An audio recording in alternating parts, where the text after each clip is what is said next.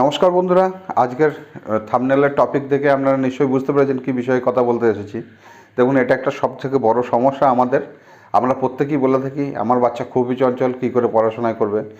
পড়াশোনায় মনোযোগী করাটা একটা পদ্ধতি। এই পদ্ধতিটাকে আমরা ব্যবহার করি, আমরা প্রত্যেকেই ব্যবহার করি, কিন্তু একটু সঠিক পদ্ধতি হিসেবে ব্যবহার করি না। আমরা একটু অন্যরকমভাবে করে ফেলি, কখনো কখনো এই পদ্ধতি ব্যবহার করতে আমরা ভুলও করে ফেলি। তো এই বিষয়গুলোকে নিয়ে আমরা আজকে আলোচনায় এসেছি। আমাদের ভিডিওগুলো ভালো থাকলে অবশ্যই লাইক করবেন আর কমেন্ট করবেন। কমেন্ট করলে মোটিভেশন বাড়ে, আমাদের ভিডিও করার ইচ্ছাটা আরও বেশি পরিমাণে জাগে। তা চলে আসি আজকের টপিকে। আজকে আমরা যে পয়েন্টগুলো নিয়ে কথা বলবো, পড়াশোনায় কীভাবে মনোযোগী করা যায়, তার মধ্যে প্রথম পয়েন্ট যেটা হলো সেটা হলো সময় নির্বাচন। আমি পয়েন্টগুলোকে আমার পাশে মেনশন করে দিচ্ছি, আপনারা সেখান থেকে দেখতেও পারবেন। সময় নির্বাচনটা কীরকম? সময় নির্বাচন হচ্ছে একটা নির্দিষ্ট রুটিনের মধ্যে নিয়ে আসা। আমরা বলি যে বাচ্চা হয়তো ওর এখন মন নাই, ওকে ছেড়ে দেওয়া হোক, বা আমার যখন সময় হচ্ছে আমি তাকে নিয়ে বসছি। এটা কিন্তু খুবই বাজে পদ্ধতি।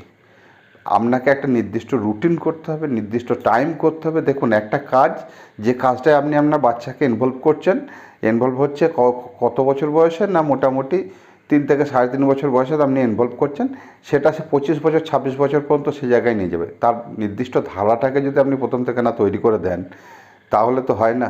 সুতরাং তার রুটিন করাটা হচ্ছে প্রথমত হচ্ছে সবথেকে বড় বিষয়। 2 নম্বর পয়েন্ট হচ্ছে আমাদের কাছে, সেটা হচ্ছে পরিবেশ নির্বাচন। পরিবেশ নির্বাচনটা কীরকম? পড়াশোনার জন্য একটা নির্দিষ্ট পরিবেশ লাগে। যেমন খুশি পরিবেশে তো পড়াশোনা হয় না, কিছু কিছু আছে যেটা তাকে মাইন্ডকে ডিস্ট্র্যাক্ট করতে পারে, অন্যদিকে অ্যাট্রাকশানটা বেড়ে যেতে পারে। সুতরাং এই পরিবেশ তৈরিটা একটা বড় ব্যাপার, এই পরিবেশ তৈরিটাকে করতে হবে। 3 নম্বর পয়েন্ট আমাদের কাছে যেটা আছে সেটা হচ্ছে ইচ্ছা জাগ্রত করা। অর্থাৎ যদি লেখাপড়াটার প্রতি বা পড়াশোনাটার প্রতি তার কোনো ইচ্ছাই না থাকে, তাহলে সে কাজটা কেন করবে বলুন? দেখুন, জানতে সবাই চায়, আপনিও জানতে চান, আমরাও জানতে চাই। আমাদের পাশে কোনো একটা কথা হলে আমরা শুনতে না পারলে তাকে গিয়ে জিজ্ঞাসা করি, হ্যাঁ কী বললো। তো জানার ইচ্ছাটা প্রত্যেক মানুষেরই থাকে, সেই জানার ইচ্ছাটাকে আরেকটু এগিয়ে দেওয়া, আরেকটু জাগ্রত করা, এটা করলেই কিন্তু পড়াশোনার দিকে মনোযোগটা তার বাড়বে। 4 নম্বর পয়েন্টে আমরা যখন আসছি, 4 নম্বর পয়েন্টে আমরা কী বলছি?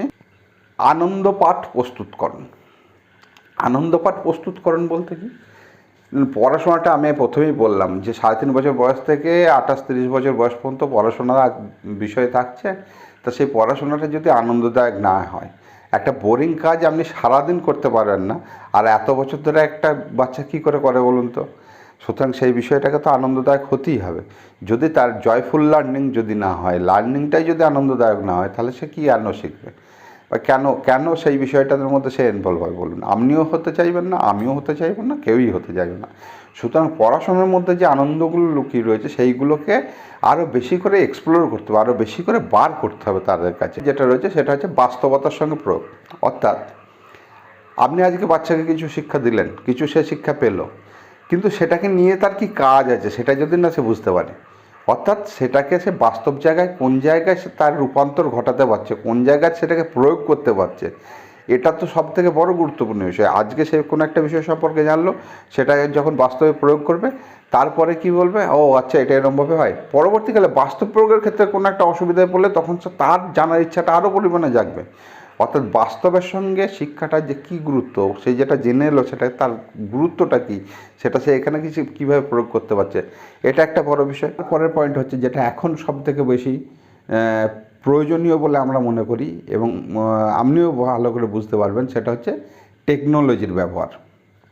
এখন অনেক সফটওয়্যার এসেছে, অনেক ওয়েবসাইট আছে, যারা এই ধরনের লার্নিংগুলোকে তাদের কাছে এনে দিতে পারে। জয়ফুল লার্নিং হতে পারে, বিভিন্ন তথ্যমূলক, যেগুলো সকলের জানা নেই। এখন তো প্রচুর পরিমাণে তথ্যের বাজার, তথ্যমূলক বিষয়গুলোকে নিয়ে এসে সামনে আসছে, চুটকিতে সলভ হয়ে যাচ্ছে, চুটকিতে আনন্দ পাচ্ছে। সুতরাং টেকনোলজির ব্যবহারটা কিন্তু একটা গুরুত্বপূর্ণ পয়েন্ট আমাদের কাছে, এই পয়েন্টটাকে কিন্তু আমাদেরকে রাখতেই হবে। 7 নম্বর পয়েন্টটা দেখে হয়তো একটু অবাক হয়ে যাবেন। 7 নম্বর পয়েন্টে আমাদের কি আছে?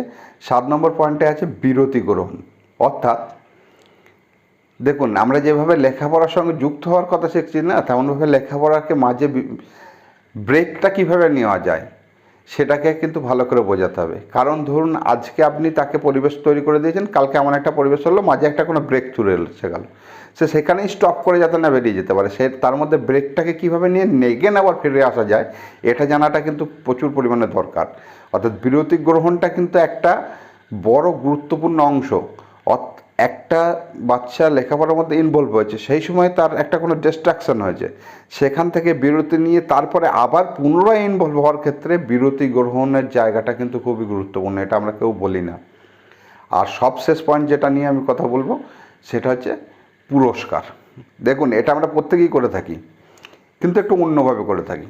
কারণ আমার বাচ্চাকে আমরা বললাম যে তুমি এই কাজটা কমপ্লিট করে দাও, তাহলে তুমি একটা চকলেট পাবে। এটা কিন্তু শর্ত সাপেক্ষ পুরস্কার, এটা কখনোই কাম্য নয়। সে কোনো একটা টাস্ক নিজে থেকে কমপ্লিট করলো, তার জন্য আপনি তাকে একটা কিছু পুরস্কার দিলেন, একটা চকলেট দিলেন, একটু প্রশংসা করলেন, যেটা হোক, একটা পেন দিলেন, বা যার যেমন সামর্থ্য তিনি সেরকমভাবে করলেন।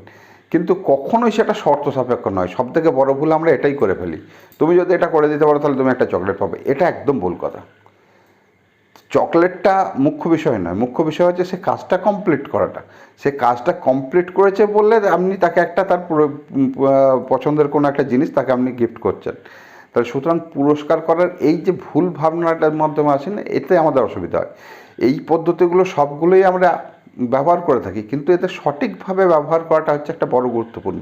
যেমন আমি এখানে বলতে পারি বিরতি গ্রহণের ব্যাপারটা নিয়ে কেউ কোনো মাথায় ঘামাটান না, কিন্তু বিরতি গ্রহণটা একটা বড় ব্যাপার। সুতরাং এইগুলোকে করলে অবশ্যই আপনার হাইপার অ্যাক্টিভ বাচ্চা যদি থেকে থাকে, সে অবশ্যই লেখাপড়ার প্রতি মনোযোগী হবে। এইরকম আরও অনেক টিপস পেতে আমাদের চ্যানেলটিকে ফলো করুন, কমেন্ট করুন, লাইক করুন, সাবস্ক্রাইব করুন। আসি বন্ধু, নমস্কার।